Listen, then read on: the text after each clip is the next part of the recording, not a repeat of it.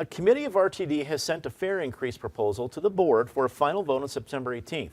While the proposal will mean a $1.50 hike for the A line to the airport and increases on other routes, discounts have been created for those earning less than $25,100 a year and for children ages 6 to 19. Brother Jeff, some big hikes across the city for RTD, which has had its own problems, whether it's the A line or other areas, but the discounts for other areas have been cheered. What do you think? Well, I think, of course, discounts sound great, but when you think about a tour going around asking users, would you like a price increase? That's the height of privilege for someone to say, yeah, please, let me pay some more. I mean, I don't think that's the population that I'm around at any point in time. So I'm concerned that, you know, in our community, you've got RTD where they've closed stops where people have really depended on, particularly their elderly or disabled, et cetera, where they've got to find other places where they can utilize RTD. You know, I'm thinking about, you know, some of the gentrification and how some of the buildings that are going up was property that was held by RTD. So I'd be interested to hear what other residents would have to say, but it surprises me that some would say, yeah, come to my town, let's talk, and please charge me more.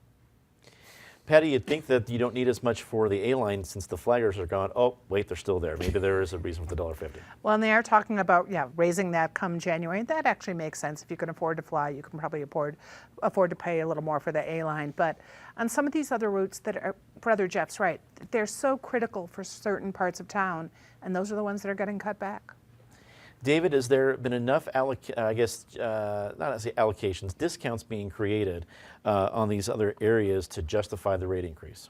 Well, the rate increase has to happen. I mean, this is the story in mass transit basically all over the country. When you have the government running transit systems that operate on fixed routes, unlike, say, private vans, which can be flexible for people's diverse needs, when you make it this one-size-fits-all thing, those systems never, ever are self-sustaining.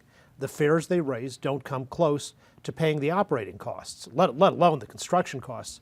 So RTD's got to do something to try to bring its income in line with its expenses. Eric, we've been making hay of the big increase to the airport, but it also means light rail. If you want to take it from downtown out to the hinterlands where I live down south, it's going to be over $5 a trip. $10 round trip. I'm not sure that's going to save a lot of money for folks who don't want to be in traffic.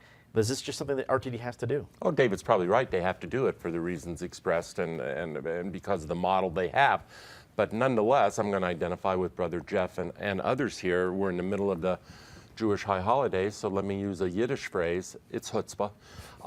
When you have all of the issues that RTD has in the moment, whether it's the flaggers on the A line, whether it's the delays on the G line, whether it's the service cutbacks that Brother Jeff and others around the table have talked about, at the same time be reducing the product, reducing the service, and saying you have to pay more for it, I call it chutzpah.